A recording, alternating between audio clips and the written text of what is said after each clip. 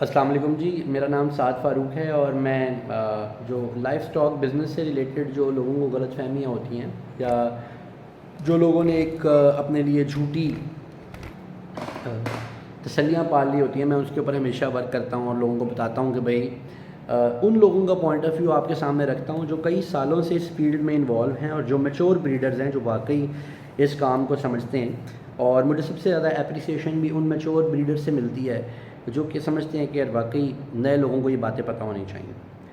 آج کا important topic یہ ہے کہ جب بھی کوئی بریڈر اپنی بریڈ بیچنا شروع کرتا ہے وہ اس کے ذہن میں دو باتیں ہوتی ہیں. نمبر ون، وہ چاہتا ہے کہ وہ زیادہ سے زیادہ اپنی بریڈ کو بیچے اور پیسے کمائے جو کہ اس کا رائٹ ہے. نمبر ٹو، وہ چاہتا ہے کہ وہ اس کے اوپر اجارہ داری قائم کر کے رکھے، اس کے علاوہ کوئی بھی اس لیول پر نہ آ سکے. یہ دونوں باتیں ہیومن نیچر کا حصہ ہیں اور کوئی مانے یا نہ مانے لوگ اس چیز کو ذہن میں رکھتے ہیں اور اس کو اچیو بھی کرنا چاہتے ہیں.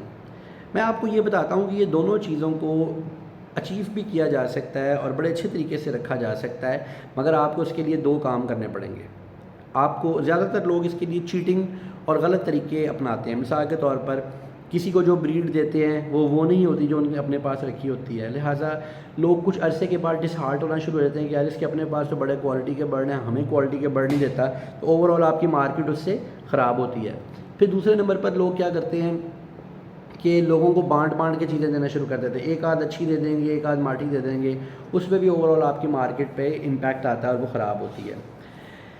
یاد رکھیں، اگر آپ فیلڈ پر اپنی اجارہ داری قائم کرنا چاہتے ہیں تو اس کے صرف دو ہی طریقے ہیں. Number one, quality of bird, and number two, your own character. آپ کا اپنا کریکٹر اسٹرانگ ہونا چاہیے.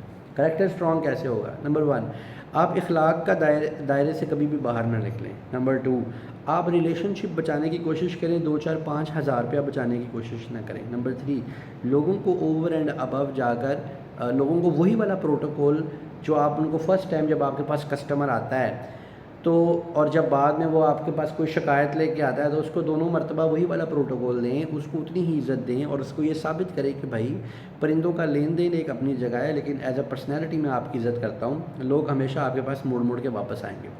اگلی بات امپورٹنٹ ہے کہ اجارہ داری کیسے قائم کریں، کیسے اس چیز کو پرولونگ کریں کہ لمبے عرصے تک لوگ آپ سے چیزیں خریدتے رہیں.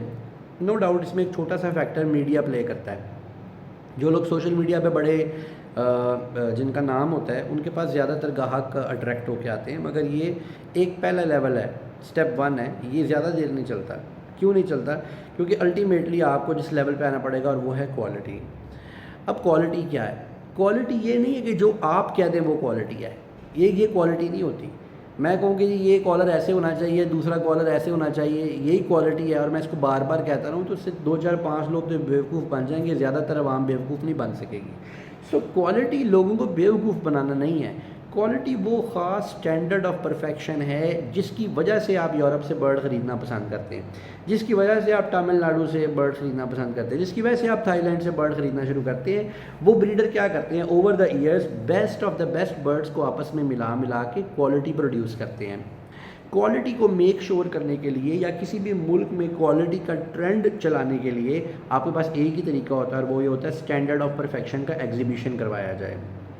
ہم نے ایگزاٹک برڈ ایسوسی ایشن جس میں رانا معظم صاحب ہمارے پریزیڈنٹ ہیں اور میں ایونٹ کا چیف آرگنائزر تھا. ہمارے ساتھ ہوپ لینڈ فینسی برڈز والے انہوں نے ہمیں بڑا سپورٹ کیا ہر طرح سے، اور بھی کئی لوگ اس کے اندر شامل تھے. تو ہم لوگوں نے یہ جو بارش کا پہلا قطرہ بنے ہیں 18 19 سال کے بعد، اس میں ہمیں جو بڑے شوقین تھے، جو پرانے لوگ تھے، انہوں نے ہمیں بہت اپریشیٹ کیا. ان کو بات سمجھ میں آئی کہ ایکچولی شوق بچانے والا یا اس کاروبار کو لانگ ٹرم سسٹین کروانا اسٹینڈرڈ آف پرفیکشن کی نمائش سے ہی ممکن ہے. اب یہ نمائش کیوں ضروری ہوتی ہے یا یہ مقابلہ کیوں ضروری ہوتا ہے؟ دیکھیں، ہوتا یہ ہے آپ نے ایک خاص ملک سے ایک خاص برڈ امپورٹ کر لیا. چونکہ میرا یہ ایک ریپوٹیشن ہے کہ میں بڑے بلنٹ الفاظ میں اور بڑے کھل ڈل کے بات کرنے والا آدمی ہوں، تو چلے ہم اگزامپل شامو کی ہی لے لیتے ہیں. ٹھیک ہے، شامو کی اگزامپل لیتے ہیں. آپ نے شامو جو ہے وہ یورپین کنٹریز سے امپورٹ کرنا شروع کر دیے. ویسے وہ جاپنیز شامو ہے لیکن جاپان میں اس کا اوریجنیٹ ہوا ہوگا، لیکن اس کے بعد پوری دنیا میں جو بھی اچھے بریڈر انہوں نے شامو رکھا اور ہم نے اس کو امپورٹ کرنا شروع کر دیا. ہم نے پاکستان میں کوئی 8 سے 9 ہزار برڈ امپورٹ کیا. ہم سے مراد یہ جنہوں نے امپورٹ کیا، میں امپورٹر نہیں ہوں. اچھا جی، شامو امپورٹ کرنا شروع کر دیا. اب اس میں ہر کوالٹی کا برڈ آیا. ایک کوالٹی کا برڈ وہ ہے جو وہ گلف میں بھیجتے ہیں، جو وہ عربیوں کو بھیجتے ہیں، اور ایک کوالٹی کا برڈ وہ ہے کہ جنہوں نے ادھر پاکستان میں ہم لوگوں کو بھیجا. نمبر 2. دوسری بات، اب ہم کیا کریں گے جی؟ ہم نے 10,000 برڈ امپورٹ کر لیا. اگر ہر برڈ آپ کو اپنے جیسے 10 چوزے بھی دے رہا ہے تو لاکھوں میں بات چلے گی، اتنا نمبر انکریز ہو جائے گا. تو پھر کیا کرنا ہے ان کی؟ اب اس کی کڑھائی بنا کے تو کھانی نہیں ہے آپ نے. ہر بندہ چاہتا ہے اس کو بیچنا. اگر آپ اپنے برڈ کو بیچنا چاہتے ہیں تو آپ کو اس کا سٹینڈرڈ مینٹین کرنا پڑے گا. سٹینڈرڈ مینٹین کرنے کے لیے آپ کو اچھے نر اور اچھی مادیاں ملانی ہوتی ہیں. اس کے لیے یہ ضروری نہیں ہوتا کہ آپ مہنگا نر اور مہنگی مادہ ملا لیں تو آپ کو اچھی کوالٹی پروڈیوس ہوگی. Expensive bird never ever ensures کہ آپ کے پاس اگلی جنریشن میں اچھی کوالٹی آئے گی کہ نہیں آئے گی. یہ جینیٹکس کے بیسک اصول ہے. اس کے لیے آپ کو انڈرسٹینڈنگ چاہیے، آپ کو اسکل چاہیے، آپ کو میچورٹی چاہیے. میں ایسے لوگوں کو جانتا ہوں جنہوں نے بڑے نارمل برڈز کو ملایا اور ان کے بچوں میں سے آؤٹ اسٹینڈنگ کریکٹرز والے بچے پیدا ہو گئے. پھر میں نام لوں گا تو باقی دوست ناراض ہونا شروع ہو جاتے ہیں کہ آپ فلاں کو پروموٹ کر رہے ہیں، فلاں کو پروموٹ کر رہے ہیں. مسئلہ یہ ہے کہ اب اس نے اگر اچھے برڈز میں سے لوکل اچھا برڈ پروڈیوس کیا ہے. میرا ایک دوست ہے، اس کے پاس ایسے برڈ پروڈیوس ہوئے ہیں کہ وہ انٹرنیشنل مارکیٹ میں دوبارہ ایکسپورٹ کرنا چاہے تو اس کے برڈ لوگ خریدیں گے. ایکسپورٹ ہوگا کیوں؟ ایکسپورٹ تب ہوگا جب آپ اچھی کوالٹی پروڈیوس کریں گے. اچھی کوالٹی کب پروڈیوس ہوگی؟ جب آپ کو کوالٹی کے پوائنٹس کا پتہ ہوگا. کوالٹی کے پوائنٹس کا کیسے پتہ چلے گا؟ جب ہر سال آپ کے ملک میں چیمپئن شپس ہوں گی. ٹھیک ہے نا جی. لہٰذا چیمپئن شپ کو پروموٹ کرنے سے اوور آل شوق بچتا ہے، اوور آل کاروبار کو سسٹینیبلٹی ملتی ہے. اگر آپ کہتے ہیں ہم کوشش کریں گے یہ نیچے نہ جائے، کیسے کوشش کر لیں گے آپ؟ اگر لوگ خریدنا ہی بند کر دیں گے تو آپ کیا کریں گے؟ جب آپ ایگزیبیشن یا شو لگاتے ہیں، جس بندے کے برڈ پوزیشن میں یا سلیکشن میں آ رہے ہوتے ہیں اس کو زیادہ اپریشیٹ کیا جاتا ہے، لوگ ان کے پیچھے ہو جاتے ہیں اور ان سے برڈ خریدنا چاہتے ہیں. ٹھیک ہے نا جی. سو آہستہ آہستہ ہر بندے کی کوشش ہوتی ہے کہ بیٹر کوالٹی کے برڈز لگائیں جائیں اور اگلے سال جو اس سال جیتا ہے جو بندہ مقابلے میں، اگلے سال وہ نہ جیتے اور آپ جیتیں اور آپ اس سے بیٹر برڈ پروڈیوس کرنے کی کوشش کریں. پولٹری پچھلے کئی سالوں سے سسٹین کر رہی تھی، اس میں ایک دم سے عروج نہیں آیا، زوال نہیں آیا. اچانک سے کیوں آ گیا؟ ہر بندے کوالٹی کے اوپر دھیان ہی نہیں تھا. ہر بندے نے کہا 100 سیکس رکھ لیں گے جی، تو 100 سیکس تو کالا سونا تو جی کمال جی، چھت پہ بیٹھیں جی، نیچے سونے میں ڈبکی مار لیں گے جی. یہ تھم نیلز نے اتنا پاگل کیا عوام کو. عوام نے انے وال آسٹلوپ رکھنا شروع کر دیا، عوام نے انے وار رکھنا. جب آپ اس کی اتنی پروڈکشن کر لیں گے، آگے اس کی کھپت ہی نہیں ہے تو پھر وہ کہاں جائے گا؟ ٹھیک ہے نا جی.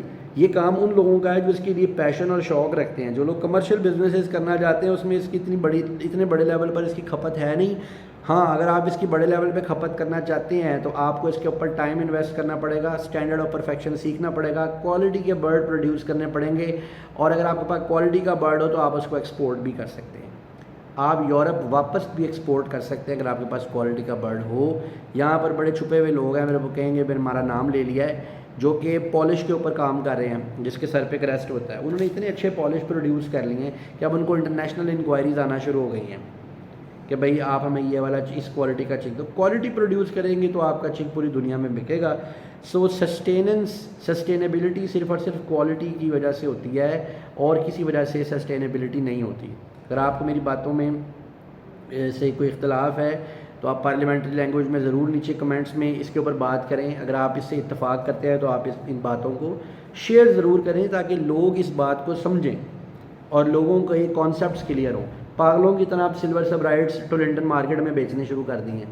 جو برڈ 25,000 روپے کا نہیں مل رہا تھا آج سے 3 مہینے پہلے، اب وہ جناب 7500 روپے کا اور 5-5 ہزار روپے کا بک رہا ہے. تو یہ ہماری اپنی بیوقوفیاں ہیں جس کی وجہ سے برڈ اس لیول پر آ کر نیچے گر جاتا ہے. اور ہم ان شاء اللہ تعالیٰ جو ایگزاٹک برڈ ایسوسیشنز ہے، ہوپ لینڈ فینسی برڈز والے ہیں، میری جو آرگنائزیشن ہے برڈز ایگزاٹکا، ہم بڑے ہوپ فل ہیں کہ ان شاء اللہ تعالیٰ پاکستان میں پولٹری کا اگلے آنے والے زندگی تندرستی رہے تو ایک بہت بڑا اٹھان آئے گا. اٹھان کا مطلب یہ نہیں ہے کہ جو 100 روپے کی چیز ہے وہ 1 لاکھ روپے کی ہو جائے گی. یہ نقصان ہوتا ہے، یہ اٹھان نہیں ہوتی ہے. سسٹینیبلٹی رہنی چاہیے. جو چیز بک رہی ہے وہ بکتی جائے بکتی جائے بکتی جائے. دس از سسٹینیبلٹی. تاکہ جن بھی لوگوں نے جو بھی اپنے امید لگا کے اس کام کو شروع کیا ہے وہ اس کو اس میں سے خاطر خواہ منافع جو ہے وہ ضرور کما سکیں. Thank you very much.